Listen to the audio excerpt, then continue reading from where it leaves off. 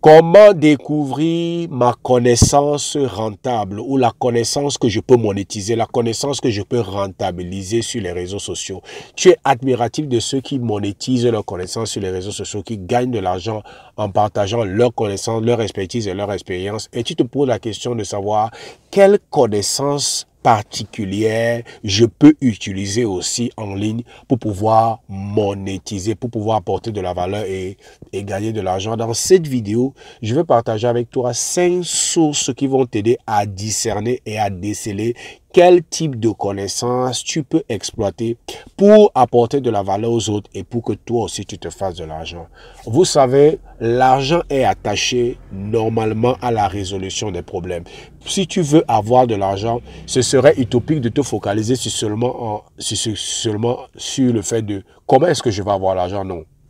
Si tu veux avoir de l'argent, le raccourci, c'est de te poser la question, quel est le problème que je peux résoudre en compensation de l'argent? C'est aussi simple que ça. Parce que les gens qui ont travaillé leur argent, les gens qui ont transpiré pour avoir leur argent, ne te donneront pas leur argent pour rien. L'argent que tu recherches, l'indépendance financière que tu recherches, la richesse que tu recherches, cet argent-là se trouve dans les poches des gens. Ça se trouve dans leur compte en banque. Mais comment est-ce que tu peux faire pour que ces personnes-là te donnent l'argent pour lequel ils ont travaillé dur?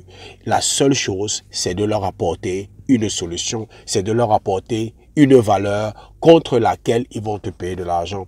Quand quelqu'un touche son argent, toi-même, si tu es salarié ou si tu es entrepreneur, lorsque tu as de l'argent, tu vas donner de l'argent à ceux qui t'apportent quelque chose en retour. Tu vas donner au câbleur parce qu'il te fournit les images, tu vas donner à l'épicier parce qu'il te fournit les vivres pour la maison, tu vas donner à qui? À ton couturier parce qu'il va te donner la tenue que tu recherches, tu vas donner à l'avocat parce qu'il t'aide en justice, tu vas donner au bailleur si tu loues parce qu'il te donne un lieu où tu peux résider avec ta famille. Tu vois que cet argent-là, comment est-ce que tu le dépenses? Tu le dépenses pour pouvoir recevoir des solutions en retour. Et si toi aussi, si tu veux avoir de l'argent et tu veux le faire grâce à ta connaissance, il faut que tu puisses utiliser ta connaissance pour apporter une solution, pour résoudre un problème.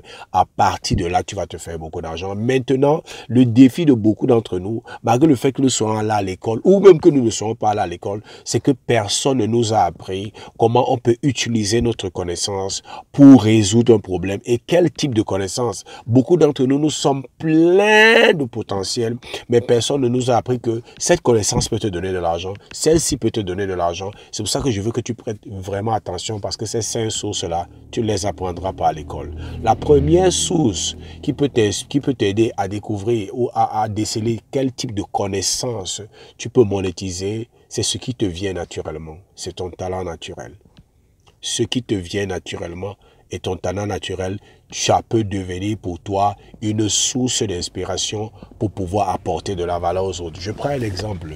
Si tu es naturellement talentueux, lorsqu'il s'agit par exemple de jouer un instrument de musique, tu peux développer un business en ligne où tu enseignes les gens à jouer cet instrument de musique. Tu vois que ton talent naturel est devenu une source de connaissances monétisable. Et beaucoup d'entre nous, nous avons des talents comme ça. Si naturellement tu sais élever des enfants, si naturellement tu sais prendre soin des enfants, si naturellement tu sais prendre soin des adolescents, tu peux utiliser ce talent pour apporter de la connaissance, pour aider les gens qui sont dans la même situation, qui vont te payer. Beaucoup de personnes aujourd'hui se font de l'argent en apprenant aux autres femmes à mieux élever leurs enfants. Aussi simple que ça. Si tu as des talents naturels, je ne sais pas dans quoi, dans l'habillement, dans la mode, je ne sais pas dans quel domaine, dans la décoration, tu peux utiliser ce talent naturel pour créer un produit sur la base de ce talent naturel que tu vas vendre sous forme de formation, sous forme de programme de coaching, que les gens vont te payer, pour lesquels les gens vont te payer en retour. Donc le talent naturel est une source non négligeable. Beaucoup de ceux qui gagnent l'argent en ligne et qui sont appelés experts ne sont pas appelés experts dans des domaines où ils sont forcément là à l'école. Beaucoup d'entre elles sont appelées des experts dans des domaines où elles ont un talent naturel. Aussi simple que ça. Ça, c'est la première source. La deuxième source, c'est ce que tu fais le mieux. Et ici, la différence avec le talent naturel, c'est que c'est quelque chose que tu as appris. Tu as appris cette compétence-là. Tu peux l'avoir apprise dans un système formel d'éducation. Tu peux l'avoir apprise dans une formation particulière, dans un livre ou dans un séminaire. Mais c'est quelque chose que tu as appris. Et cette chose-là, tu fais ça excellemment. Tu fais ça bien. Et tu peux utiliser ça pour te faire de l'argent en ligne. Par exemple, tu as appris à faire quoi? Tu as appris à faire les vidéos. Tu as appris à faire les vidéos, tu as appris le graphisme, tu es allé te former, tu es véritablement excellent. Tu peux sortir des formations, les gens font des formations sur comment faire l'édition vidéo, comment devenir un graphiste. Ou tu as appris à être un community manager et tu es un excellent community manager, tu fais bien cela, tu peux faire des formations pour aider d'autres personnes à devenir community manager. Tu vois que c'est une compétence que tu as apprise et c'est une compétence pour laquelle tu es excellent, tu es vraiment bon, que tu as pratiqué. Et de là, tu peux extraire une connaissance et une expertise que tu vends aux autres. Donc, il y a ce qui te vient naturel, ton talent naturel, mais ce que tu fais aussi le mieux, c'est la compétence que tu as acquise dans un circuit, soit formel, soit informel, soit par un livre, soit sur un séminaire. La troisième source, c'est ta passion. C'est très important. Beaucoup de personnes aujourd'hui monétisent leur passion. J'ai une cliente qui est passionnée de finances personnelles, qui a une formation en traduction et qui travaille dans une grosse organisation comme traductrice en chef. Mais elle a une passion pour la finance personnelle, comment gérer ses finances, comment multiplier son argent, comment investir son argent. Et aujourd'hui, elle a développé un programme de coaching autour de la finance personnelle. C'est sa passion. C'est sa passion.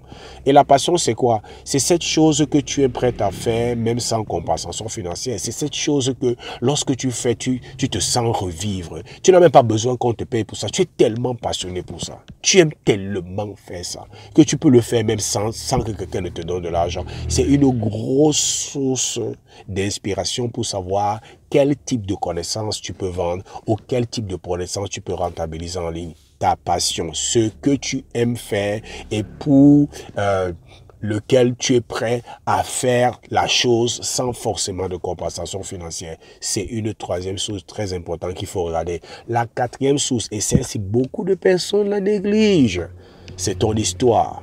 Ton histoire ici, c'est ce que tu as surmonté ou ce que tu as survécu. Tu es passé par exemple par un mauvais mariage. Tu as survécu à un mauvais mariage. Tu as appris des choses extraordinaires au travers de cette expérience. Est-ce que tu sais qu'aujourd'hui, tu peux devenir coach pour aider les personnes qui passent par des moments difficiles à ne pas tomber dans les mêmes pièges dans lesquelles tu es tombé? Ce que tu as survécu et ce que tu as surmonté te qualifie pour aider les gens qui passent par la même situation. Et aujourd'hui, il y a beaucoup de personnes qui sont des coachs assermentés et qui sont des coachs qui se font beaucoup d'argent, dont le programme de coaching est basé sur leur expérience, sur les événements passés qu'elles ont surmontés ou qu'elles ont survécu, qui leur ont donné la capacité d'aider les gens qui passent par les mêmes situations. Moi, je pose souvent la question à ceux que je forme en disant que lorsque tu vas demander souvent les conseils à ton père et à ta mère sur comment élever ton enfant ou peut-être sur ton mariage, pourquoi est-ce que tu vas vers eux? Est-ce qu'ils sont des conseillers thérapeutes? Est-ce qu'ils sont des conseillers de couple? Non. Pourquoi? Les gens répondent du coup parce qu'ils ont l'expérience. Voilà, donc ils ont l'expérience. Ils ont 20 ans de mariage, 25 ans de mariage, 30 ans, 40 ans, 50 ans de mariage, 50 ans pour élever des enfants. Et c'est pour ça que tu vas vers eux, parce que tu penses que leur expérience leur donne une compétence et leur permet de pouvoir aider tous ceux qui viennent, qui aussi deviennent parents et tous ceux qui sont aussi en couple. C'est la même chose. Ton expérience, ton histoire, ce que tu as surmonté, ce par quoi tu es passé, ton vécu, c'est une source extraordinaire de connaissances que tu peux exploiter pour monétiser, pour rentabiliser en apportant la valeur à tous ceux qui passent par les mêmes situations. Parce que tous ceux qui passent par la même situation, ton expérience va les aider et tu peux monétiser cela. La dernière source, c'est ton dada, ton sujet favori. Ça peut devenir une source puissante de monétisation. Parce que ton sujet favori, la particularité avec ton sujet favori, c'est que tu t'informes dessus. Tu te cultives dessus, tu achètes les livres dessus, tu visionnes des vidéos dessus, tu passes tellement de temps dessus qu'après un certain temps, parce que c'est ton sujet favori, vous savez ce qui va se passer? C'est que tu vas devenir plus que les experts dans le domaine. Moi, est-ce que je suis sûr Peut-être tu as déjà eu cette expérience où tu rencontres quelqu'un qui a un sujet favori, peut-être le football. Il a tellement lu sur le football, il a tellement lu dans cette affaire qu'il a des informations. Des fois, il a des informations que même les plus grands journalistes ne peuvent pas avoir. Le fait que ce soit ton sujet favori et le fait que tu passes trop de temps à consommer du contenu dans ce domaine te place en avant sur beaucoup de personnes.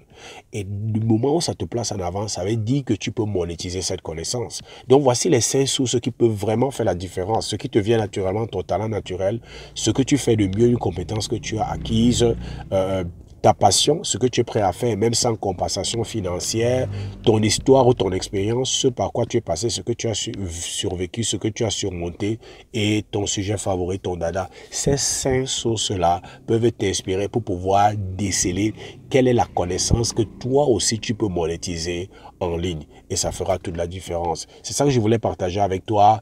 J'espère que tu as obtenu assez de valeur de cette vidéo aujourd'hui. Comme j'ai l'habitude de dire, abonne-toi, aime notre vidéo, abonne-toi à notre page et à notre chaîne. Je suis vraiment intéressé à savoir quels sont tes avis sur nos vidéos, quelles sont tes questions, quelles sont les thématiques sur lesquelles tu voudrais qu'on s'attarde, parce que ça peut nous aider aussi et ça va certainement nous aider pour les prochaines vidéos, pour savoir ce sur quoi nous aussi nous devrons nous attarder. Mais entre-temps, comme j'ai l'habitude de dire, c'était Zoé du Cameroun et je te souhaite le succès.